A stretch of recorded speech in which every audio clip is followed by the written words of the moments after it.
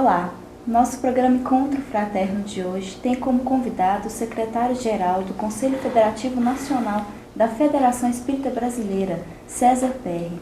Ele está aqui para nos falar um pouco sobre o trabalhador espírita, sobre o espiritismo e também pela sua participação aqui no primeiro simpósio de comunicação social espírita. O programa Encontro Fraterno é o Espiritismo na sua TV.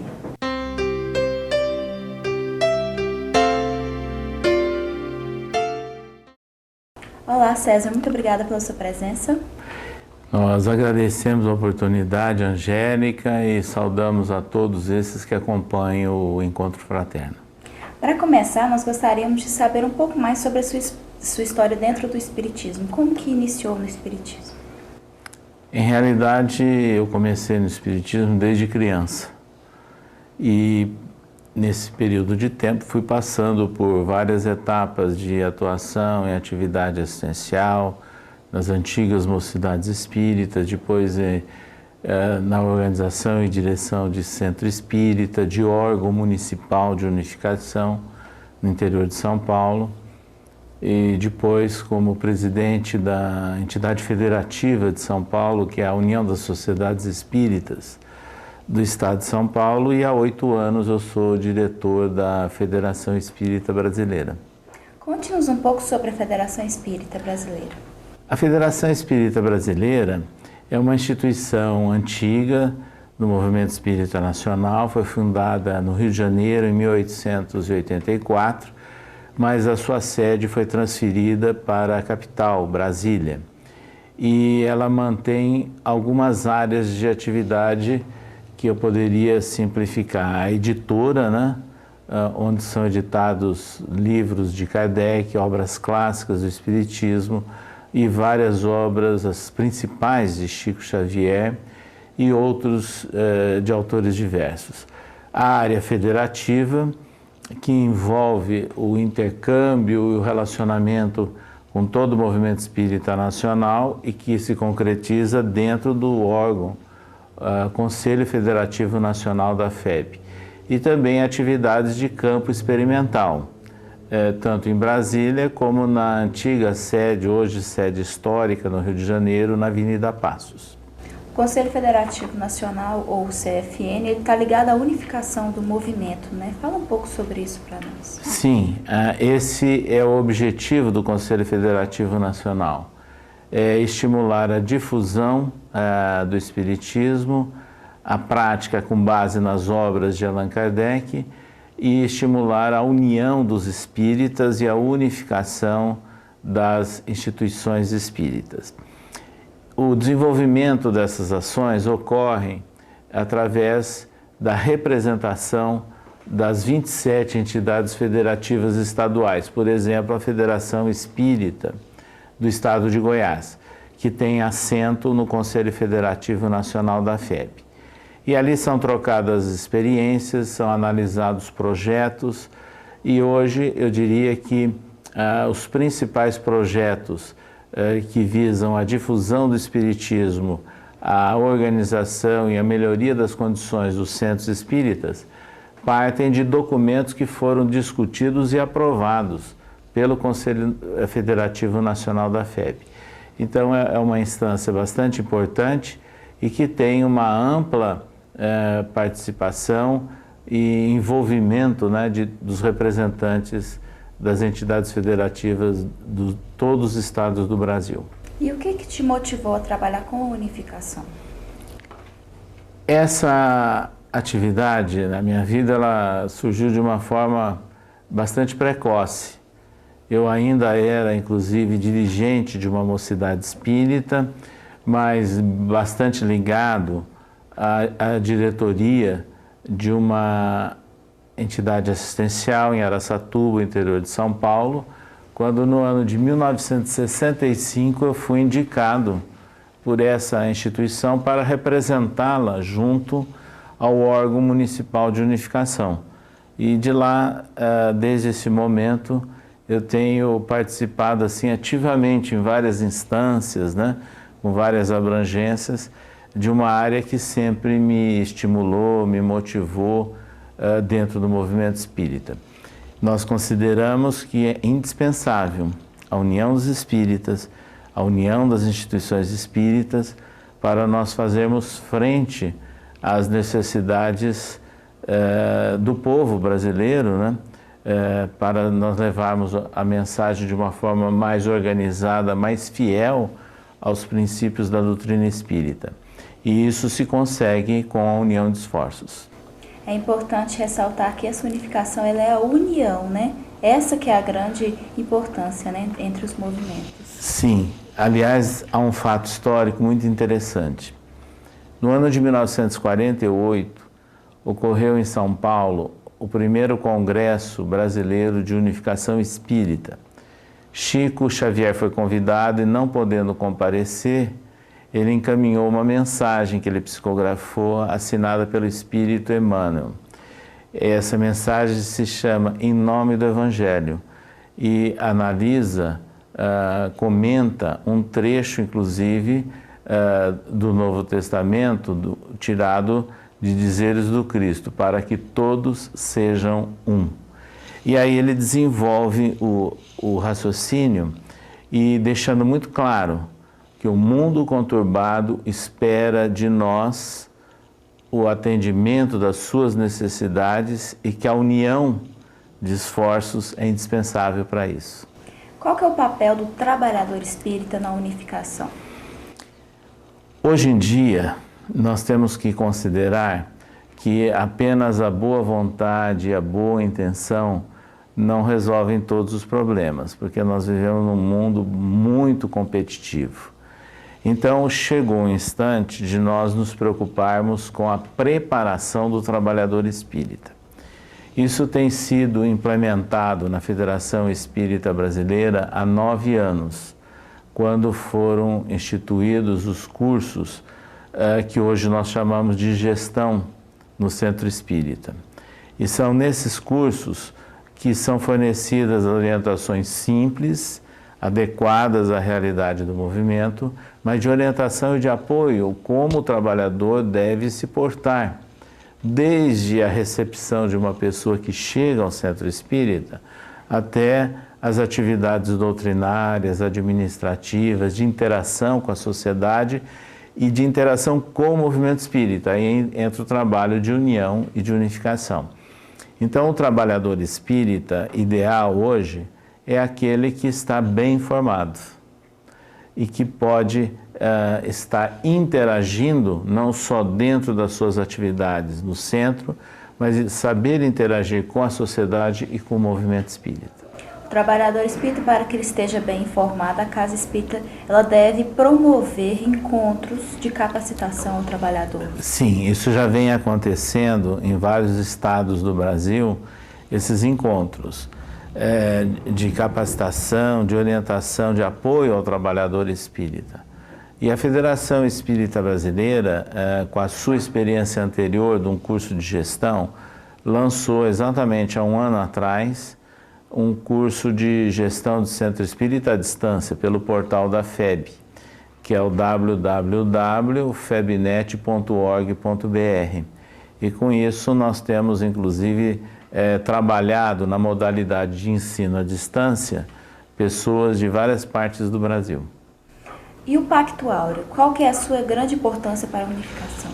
O Pacto Áureo foi, na verdade, um documento firmado em 1949 e que ele foi estimulado, ele surgiu de anseios de dirigentes e líderes de estados do sul do Brasil e que levaram ao então presidente da FEB, Vantuil de Freitas, a ideia de se trabalhar efetivamente de uma maneira federativa.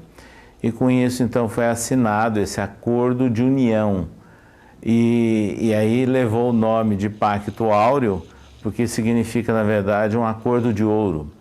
E foi um esforço marcante que surgiu em final do ano de 1949 e ele criava o Conselho Federativo Nacional da FEB, que foi instalado em janeiro de 1950. Então, a importância do Pacto Áureo é marcante, porque a partir de 1950 começa a funcionar o Conselho Federativo Nacional da FEB, com a representação de lideranças estaduais, não é? E com o tempo houve um amadurecimento e chegando até os momentos atuais em que gera documentos de trabalho, mas sempre no sentido de recomendação e não de imposição. E essas recomendações, elas estão baseadas na experiência, no intercâmbio daquilo que já existe nos estados do Brasil. Então, o Conselho Federativo Nacional da FEB trabalha em equipe e com a ideia de elaboração coletiva de textos e de propostas de trabalho. Nós vamos para um breve intervalo e voltamos já já.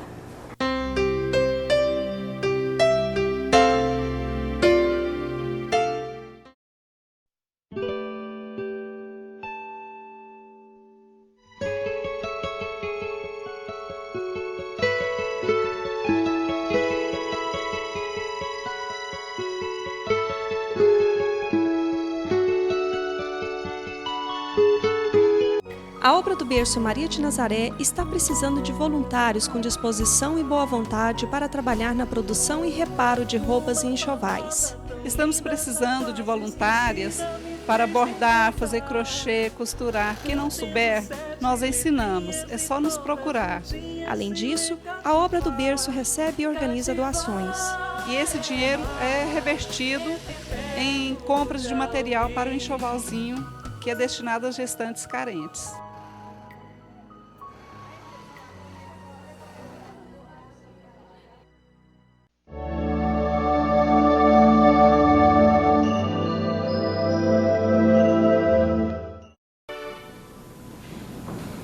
Os espíritos evoluídos nos ensinam que o ser humano que se liberta da matéria, por não priorizar as futilidades mundanas e por cultivar o amor ao próximo, aproxima-se da natureza espiritual.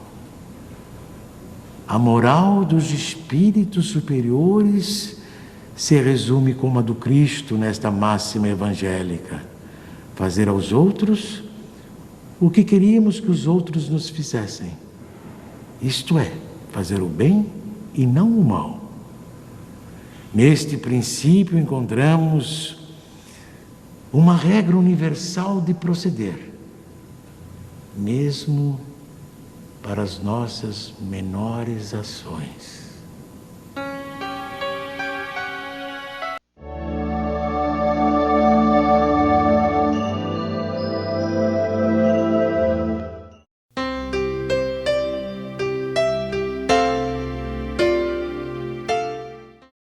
Estamos de volta com o nosso programa Encontro Fraterno, falando hoje com César Perry, que fala para nós um pouco sobre espiritismo, unificação e a participação dele no primeiro simpósio de comunicação social espírita do estado de Goiás. César, o espírita, ele tem um papel diferente dos outros adeptos de outras religiões em relação à melhoria do mundo, ao mundo melhor de transição? Esse é o compromisso dos espíritas no mundo atual. Se nós buscarmos no Livro dos Espíritos, nós vamos encontrar logo lá na introdução, quando Allan Kardec fala da preparação de uma nova era para a humanidade. E depois, no Evangelho segundo o Espiritismo, nós temos uma mensagem de Erasto que fala sobre a missão dos espíritas, que é o ide e pregai, a atenção ao simples. Então, se nós juntarmos as duas colocações, nós veremos que a missão dos espíritas é exatamente a de restabelecer aquilo que é trabalhado no Evangelho segundo o Espiritismo, a mensagem simples e original do Cristo. Essa é a tarefa. E é um desafio muito grande, porque nós vivemos em um período em que nós temos as consequências em que houve algum desatino na prática religiosa ao longo dos tempos, gerando inclusive uma imagem inadequada sobre o próprio Cristo. E hoje, muitas vezes, quando se vê o Cristo, se vê o sofrimento, a cruz, e nós temos que mostrar que Cristo é vida, que o Cristo está realmente vivo e que Ele está contando com a nossa participação. É por isso que Emmanuel, no livro Fonte e Viva, tem um capítulo muito interessante chamado Cristo e Nós, onde ele encerra dizendo o seguinte: da mesma forma que os homens aguardam o retorno do Cristo, Ele também nos aguarda e há 2000 anos. Então, a tarefa dos espíritas hoje é de restabelecer a verdade de natureza espiritual sobre os evangelhos, o que está caracterizado em João: eu partirei, mas não vos deixarei órfãos, porque na época oportuna vos enviarei o Consolador, e ele vos dirá alguma coisa a mais.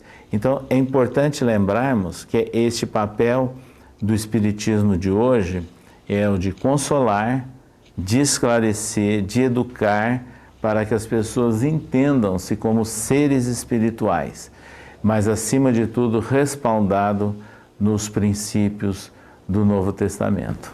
O trabalhador espírita trabalha pelo Espiritismo ou pelo Cristo?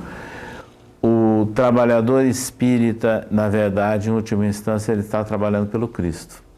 O movimento espírita é um meio, é uma passagem, mas ele pode atuar como um representante, vamos assim dizer, dos princípios, das ideias do cristianismo em qualquer parte, até fora do movimento espírita, no seu lar, no ambiente de trabalho, no contexto da sociedade. Então, nós não podemos perder de vista essa ação do cristão em qualquer parte.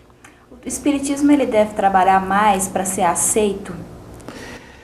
O Espiritismo, na verdade, ele já conquistou essa aceitação. E isso é um trabalho de décadas e décadas, de mais de um século.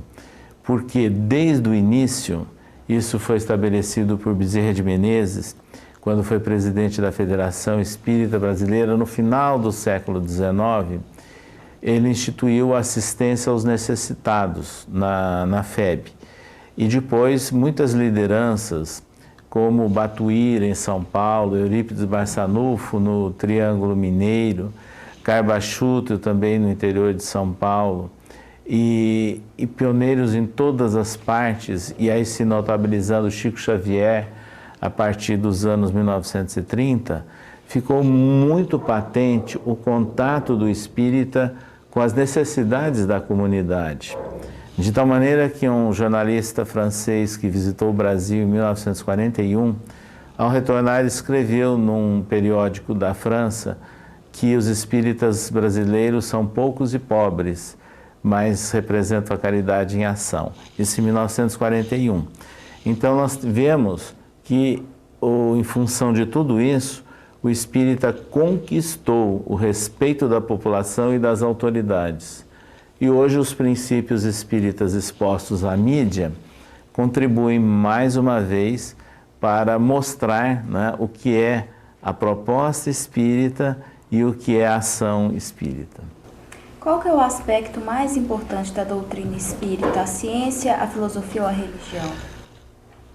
Emmanuel trata dessa questão no livro O Consolador, onde ele deixa bem claro que nós temos dois vórtices que nos prendem, vamos assim dizer, ao mundo que nós estamos convivendo, o mundo de relação, a ciência e a filosofia.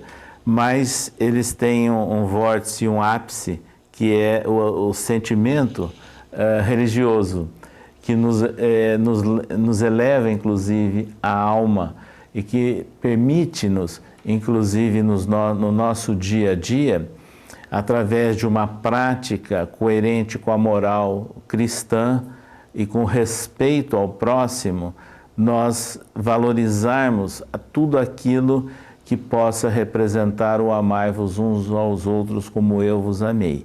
Então, o aspecto religioso é aquela cumieira indicando o alto.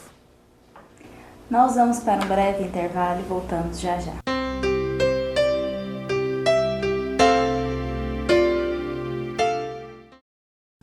Conheça a Lefé, livraria e editora da Federação Espírita do Estado de Goiás. Menores preços, obras selecionadas, conforto e garantia. Facilidade no pagamento, entrega a domicílio. Venha tomar um cafezinho com a gente.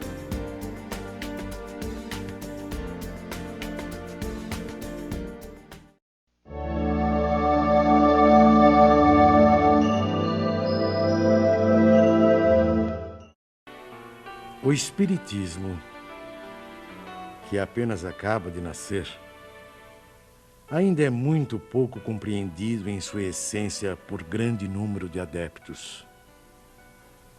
Mas posso imaginar uma associação ou sociedade em que seus componentes se reúnam com o propósito de se instruírem e não na expectativa de presenciarem fenômenos extraordinários. Uma associação indissolúvel, onde haja confiança mútua e recíproca benevolência. Uma associação que exclua o constrangimento que nasce da suscetibilidade, do orgulho que se irrita à menor contradição e do egoísmo que só se interessa por si. Esses grupos, correspondendo-se entre si, visitando-se, permutando observações, podem, desde já, formar o núcleo básico que um dia reunirá todas as opiniões, unindo os homens no mesmo sentimento de amor e de fraternidade cristã.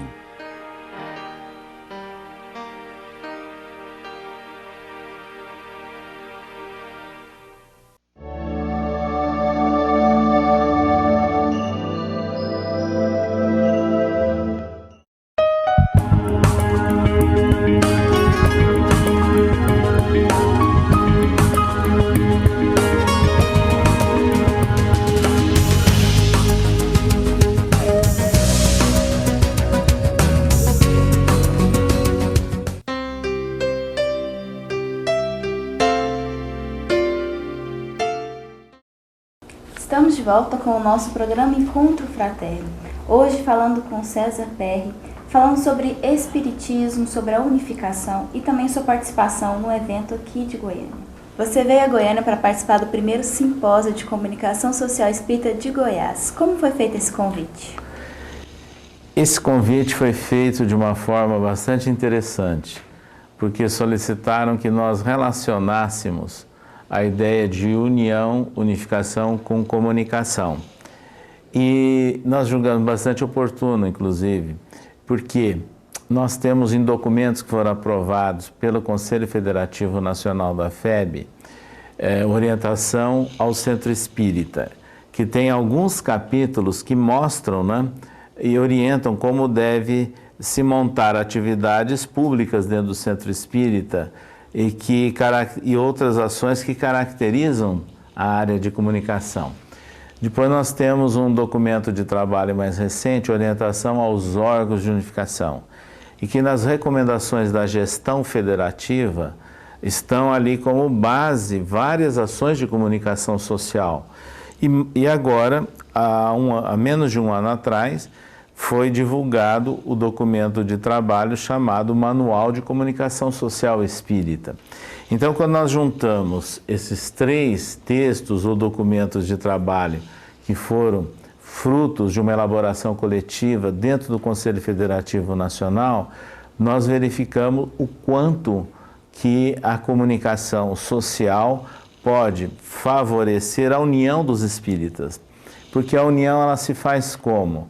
Com a aproximação de pontos de vista e de respeito aos pontos de vista.